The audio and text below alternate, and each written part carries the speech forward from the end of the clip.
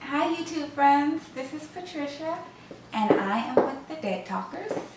Yes, I'm going to be doing a review, kind of a review recap of the Game of Thrones Season 6 premiere. And I know this video is late, but I had a lot of things to do and I was kind of debating on whether I should do it, and I decided why not. So here I go. Yeah, I'm a big fan of the show and I am so glad that it's back and I can't wait. You know, we just had the first episode and I cannot wait for what's to come. I am never disappointed when it comes to the Game of Thrones. Although my first love is The Walking Dead, but I really also love the Game of Thrones. I guess we'll start off with my man, Jon Snow. You know, we left off. You know, they were, I don't even want to relive what they did to him, but it starts out with him lying there like we left him, and he had Davos and a handful of loyal Night's Watch have taken his body, took his body inside, and we see, what is his name? See Alliser Thorne having a meeting with the rest of the Night's Watch, and I was completely surprised that he owned up to doing what he did to Jon. He completely admitted what he did, gave his reasoning, and I guess when you try to look at it intellectually, you know, it kind of makes sense if you're a member of the Night's Watch. But even though I loathe and detest Thorne, I can't help but respect the fact that he owned it. And he said, yes, I did it, and this is why, and, you know, and how do y'all feel about it? And they were all, you know, they were okay with it after he explained it. So, you know, I still want him dead. I mean, somebody's got to make him dead.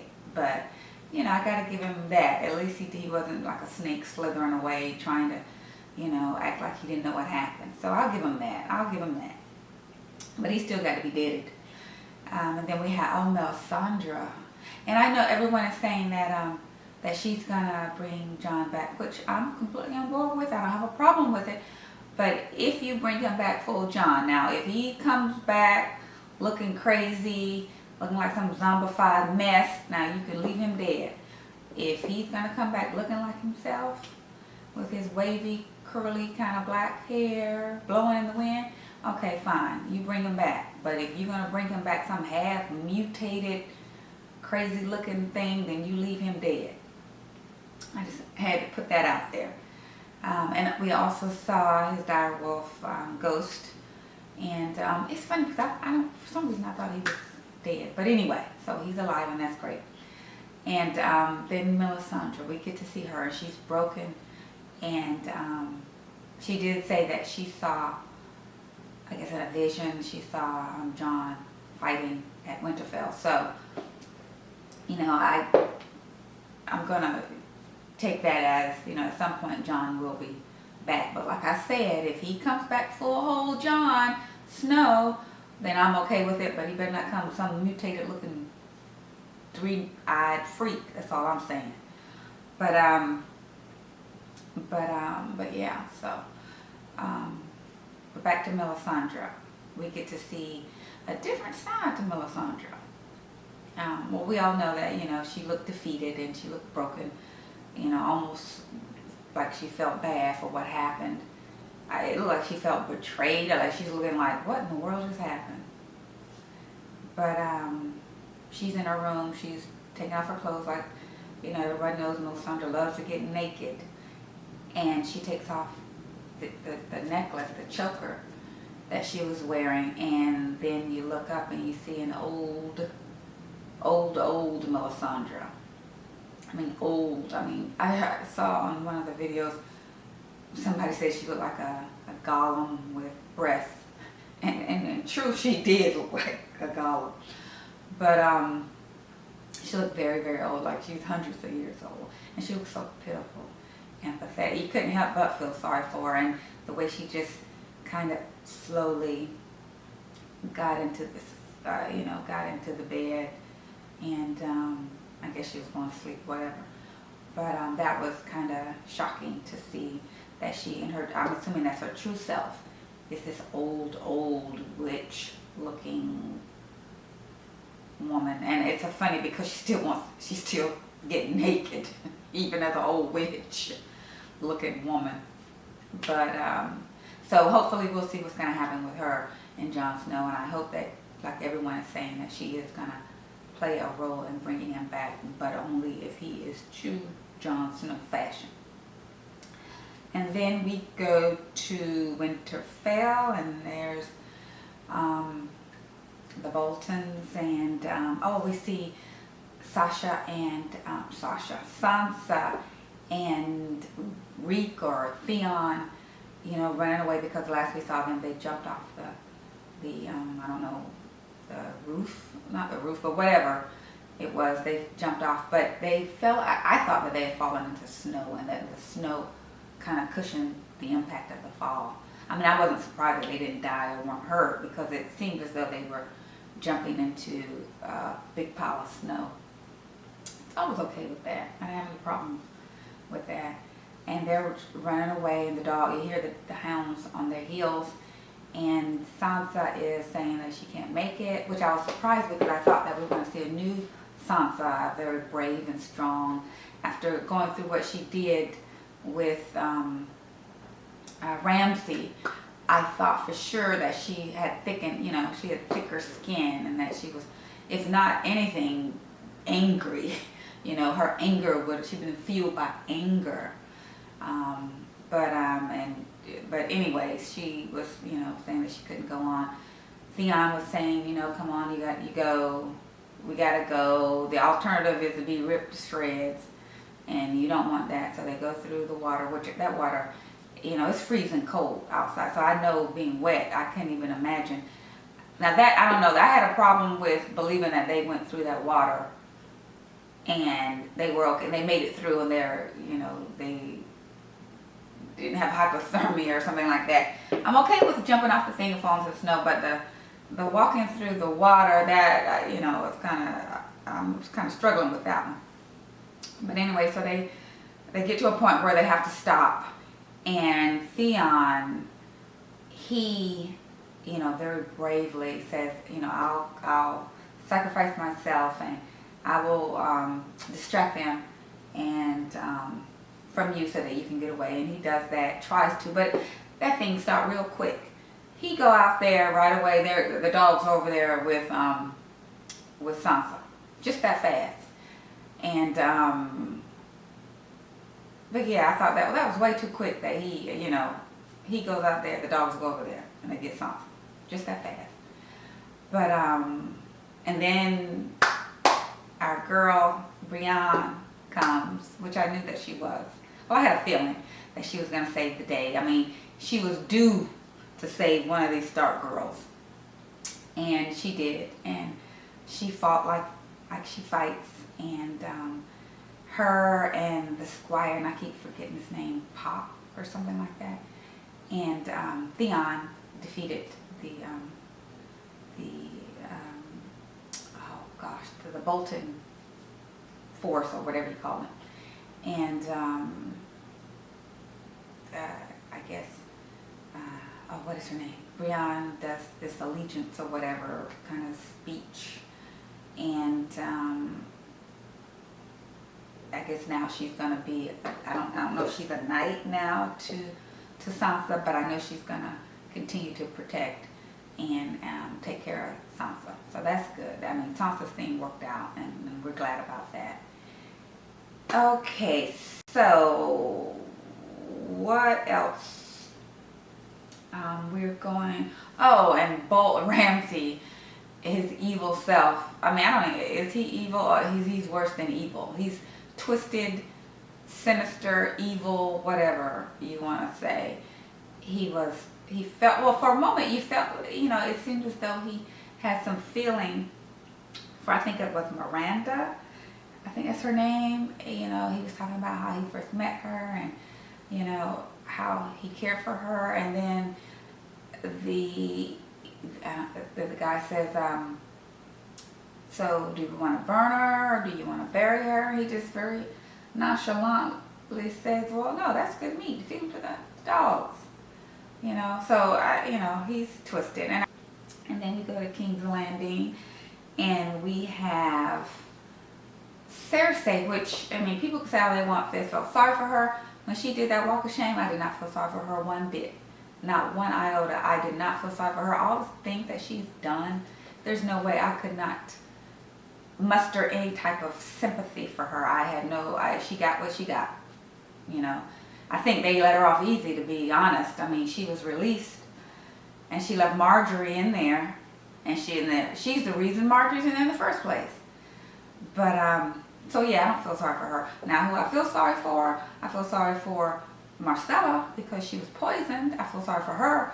I feel sorry for Tommen because that's his sister, and I even feel sorry for Jaime. Obviously, he's the father and the uncle, but yeah, but I do not feel sorry one iota for Cersei. You get what you get, girl. You dish it out, you get it.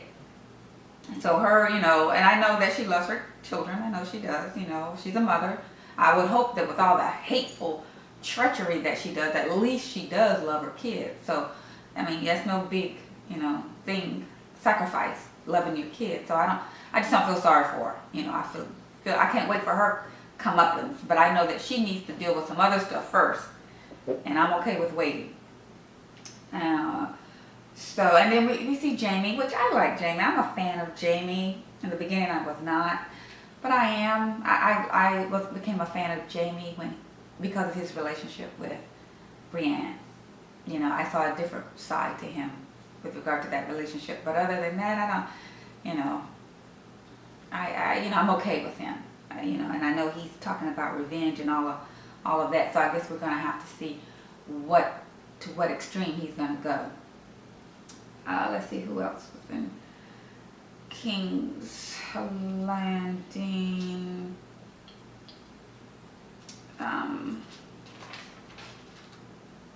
Well, yeah, you have the Mountain, the reincarnated Frankenstein, Robert Strong, who and I know it's going to be a while before somebody take him down, but I just cannot wait because he killed my man, Oberyn Martell.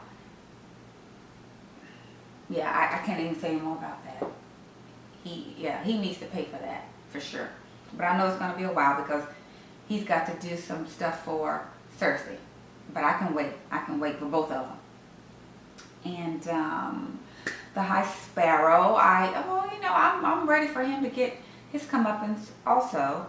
He's done, he's let this power consume him, and I think that it needs to be a reckoning, and I know Cersei is going to take care of that. So I'm not even worried about him, probably, between Cersei and Jaime, or Jaime, through Cersei, or Cersei through Jaime, however you want to say it, because Marjorie is still in there. And that's another thing with Cersei. Yeah, she got out, but she has done nothing to try to get Marjorie out, and that's the reason Marjorie's in there. It's called her fiendish self. But, and Marjorie has done nothing to anyone that I can see.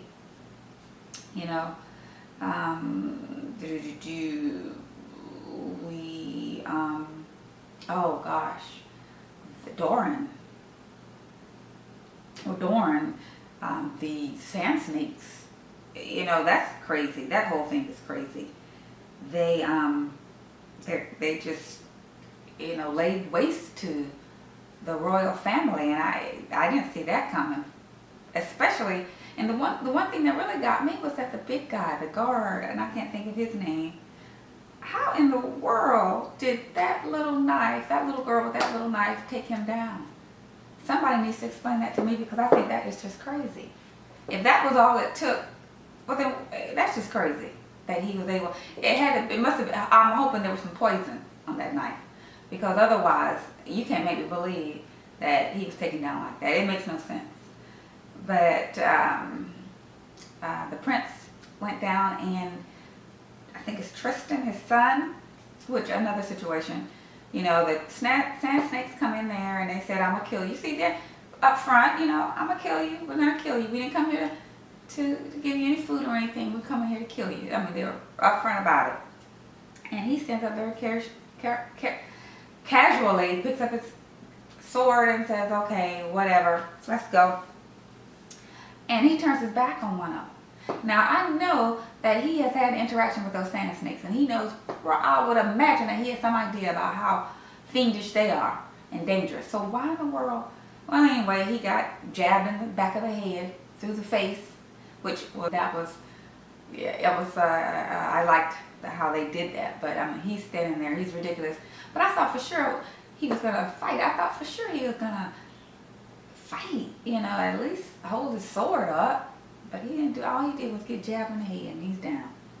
And so they did that. And I don't,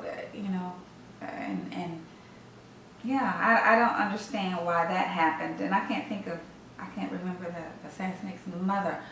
But she's talking about avenging the deaths and all of this, avenging Oberon, which that was a fight. That was a fair fight. That was a battle. So I don't know why she's got her hooks in that. I mean, I'm mad because I didn't want him to die. I was all about Prince Oberon.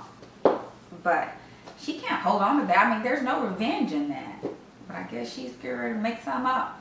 And she's going to go on a Lannister killing spree, I'm assuming. But anywho. So, okay, and then we go to Meereen and Daenerys. She's found by some Dothrakis. I can't even say that. Dothrakis, I guess. And they've captured her. They don't know who she is. And then when she, divulges who she is, they kind of get back off her and kind of give her respect for being the widow of a Khal. And but there's a twist because she can't leave. She has to stay there and live in this widow community or something. But my thing is, like, why didn't she know that before? When, why is this just coming up now? Why didn't she get that information back when she was married to the